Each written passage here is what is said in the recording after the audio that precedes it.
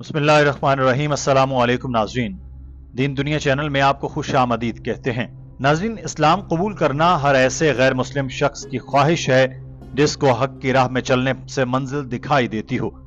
कबूल इस्लाम ऐसी नेमत है जो इससे पहले के तमाम गुनाह मिटा देती है। अल्लाह ताला इस पर ऐसा कर्म करते हैं कि गोया वो शख्स अपनी माँ के पेट से बाहर निकला है। उसके नेक अमाल का पलड़ा भारी हो जाता है और बुरे अमाल का पलड़ा ऊपर से ही ऊपर उठता जाता है। जब तक कि वह इस्लाम पर कारबंद रहे, उस रास्ते पर चलते हुए हमेशा ऐसा होता है कि कुछ उलझनें होती हैं जो साबिका मजहब के हवाले से इस्लाम को कुछ मशकूक बनाती हैं, और अगर इनसे मुताल्लिक किसी इल्म वाले से सवाल न किया जाए तो वह शकूक अपनी जड़ें गहरी करने लगते हैं। इस वीडियो में हम आपको ऐसे ही चंद सवालों के बारे में बताएंगे जो एक हिंदू खातून ने रखे और डॉक्टर साहब ने उनका तफसीली जवाब दिया। नाज़रीन, अमिता नामी खातून जो भारतीय सिफारत खाने में काम करती थी, उसने कहा कि मेरे बहुत से सवाल हैं, लेकिन मैं एक वक्त में एक ही करूंगी क्योंकि मैं हकीकत को पाना चाहती हूं। तो मेरा पहला सवाल है कि इस्लाम में जात पात का निजाम क्यों नहीं है? Good evening everybody. My name is Amuta. I am working in Indian Embassy. So I have lot of questions, but for time being I am saying little bit questions.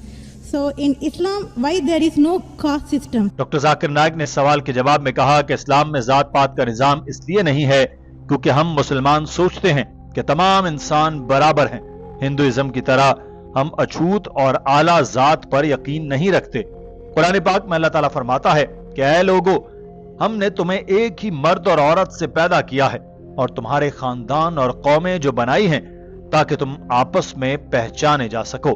बेशक ज्यादा इज्जत वाला तुम में से अल्लाह के नजदीक वो है जो तुम में से ज्यादा परहेजगार है। बेशक अल्लाह सब कुछ जानने वाला और खबरदार है।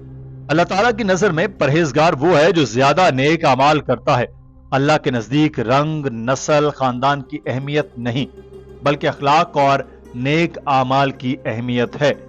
सिर्फ एक ही सूरत है कि एक इंसान दूसरे पर फौकियत हासिल कर सकता है, और वो दौलत, फिरका नहीं बल्कि परहेजगारी है।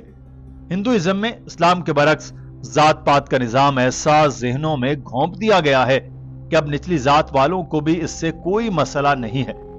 वेदा में है कि ब्राह्मण क्लास को सर से पैदा किया गया, फिर क्षत्रिय को सीने से पैदा किया गया, फिर टांगों से वैश्य को पैदा किया गया और पैरों से शूदर को पैदा किया गया, जिनको छूना भी ममनू है।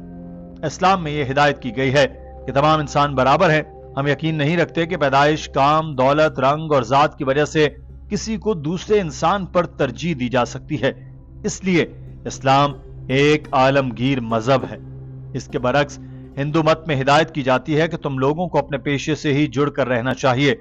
यानी अगर शूदर पैदा हो तो वो ब्राह्मण की सेवा ही तुम्हारा धर्म है, और इसका सिला शायद तुम्हें मिल जाए कि तुम अगले जन्म में किसी अच्छी जात में पैदा हो जाओ। तो ये सब हिंदुइज्म का नजरिया है कि अमीर अमीर ही रहता है और गरीब गरीब ही रहता है। They say that if you are born as a Shudra, you remain a Shudra, you serve the Brahmin, next life maybe you may become a better person. No, this is all ideology. So that, they want to keep the low person will remain low, and the rich and the top people remain top. In Islam, we believe in equality. And Islam is a religion for all the human beings. That is the reason Islam is against caste system. Hope that answers the question, sister. इस लड़की ने दूसरा सवाल किया और पूछा कि आपकी बात पर मुझे कोई शक नहीं, मगर मुसलमान खुद ही ये बातें करते हैं कि फलां सैयद है, फलां शिया है, फलां सुन्नी है। अगर जात पात नहीं है तो फिर ये सब क्या है?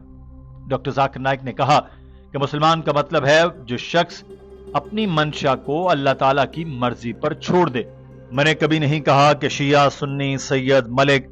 कुरान पाक में अल्लाह ताला फरमाता है कि अल्लाह की रस्सी को मजबूती से पकड़े रखो और तफरके में न पड़ो। कुरान पाक में कोई फिरका नहीं है।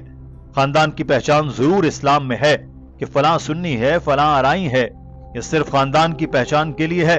इसमें यह मकसद हरगिज नहीं कि कोई खानदान दूसरे पर फौकियत रखता है। यह खानदान पस मंजर को बताने के लिए होता है। उस खातून के जहन में अभी मजीद सवालात भी थे, तो इसने पूछा कि मुझे बताएं कि इस्लाम में शादी से पहले राशि क्यों नहीं देखते। ڈاکٹر صاحب نے بتایا کہ ہم شادی سے پہلے ہاتھوں کی لکیروں یا کسی بھی علم نجوم کا سہارا نہیں لیتے کیونکہ ہمیں ذائچوں پر یقین نہیں ہے۔ ہندوازم میں اس چیز کو کنڈلی کہا جاتا ہے۔ جب آپ کسی کو اپنی تاریخ پیدائش بتائیں تو وہ بتاتے ہیں کہ اس تاریخ کو سورج اس مقام پر تھا، چاند یہاں تھا، تو آپ کو اس کی مناسبت سے یہ کام کرنا چاہیے۔ یہ سائنس ہے مگر درست نہیں ہے، بلکہ صرف ایک مفروضہ ہے۔ یہ مصدقہ چیز نہیں بلکہ صرف ایک خیال ہے جس پر ہندو یقین رکھتے ہیں، کبھی کی سچائی جاننے کی کوشش نہیں کرتے۔ کنڈلی میں پنڈت جو بھی چیز بتاتے ہیں وہ کبھی سچ ثابت نہیں ہوتی، کچھ اتفاقیہ طور پر ہو سکتی ہے مگر 90% کبھی بھی وہ نہیں ہوتا جو کنڈلی دیکھ کر پنڈت بتاتا ہے۔ قرآن پاک میں لکھا ہے، اے ایمان والو، شراب اور جوا اور بت اور فال کے تیر سب شیطان کے گندے کام ہیں، سو ان سے بچتے رہو تاکہ تم نجات پاؤ۔ آج کل تو ایسی مشینیں آ چکی ہیں کہ جس میں آپ اپنی تاریخ پیدائش لکھیں تو آتا ہے کہ ایک ہفتے میں آپ کی زندگی میں کچھ اچھا ہونے والا ہے، تو ایک ہفتے میں اگر 100 چیزیں غلط ہو بھی رہی ہوں تو کم سے کم ایک تو اچھی ہوگی، اور انسان اس پر یقین کر لیتا ہے۔ طوطے کے ذریعے فال نکالنے کا کام بھی عروج پر ہے۔ اسلام اس سب کے خلاف ہے، اور بہت سے اوقات میں آپ اس پر بے وقوفی پر یقین کر بیٹھتے ہیں۔ جو بھی کنڈلی میں نکلا ہے وہ صحیح ہے۔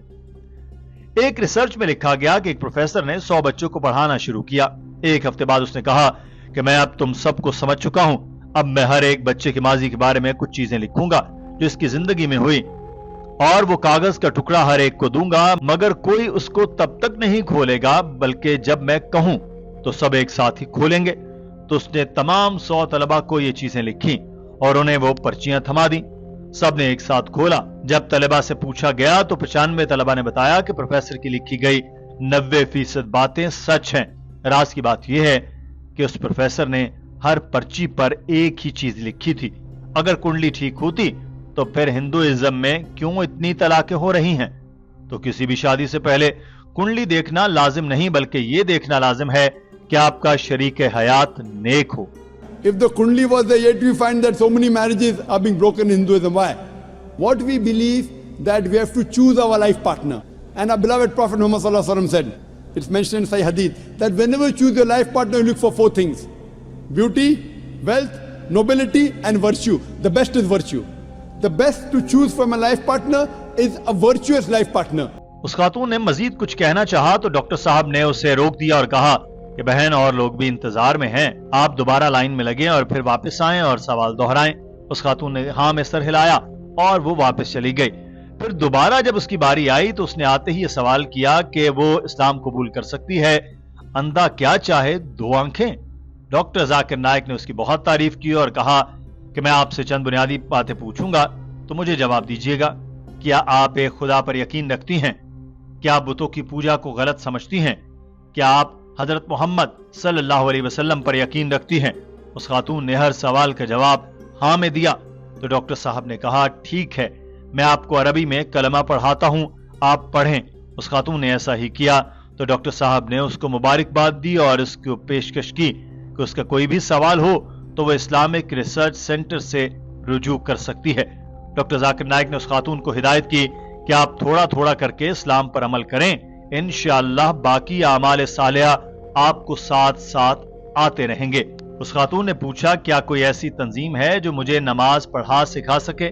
ڈاکٹر صاحب نے اس کو ایک خاتون کی تنظیم سے متعلق رہنمائی کی اور بتایا کہ وہ ان سے مل کر اسلام کے بنیادی اصولوں کے بارے میں جان سکتی ہے۔ ڈاکٹر صاحب نے ایک بار پھر اس خاتون کے لیے دعا کی اور سٹیج سے رخصت ہو گئے۔ ناظرین، آج کی ویڈیو کے بارے میں آپ کی رائے کیا ہے؟ کمنٹ سیکشن میں ضرور آگاہ کیجیے گا۔ اپنا خیال رکھیے۔ اللہ حافظ۔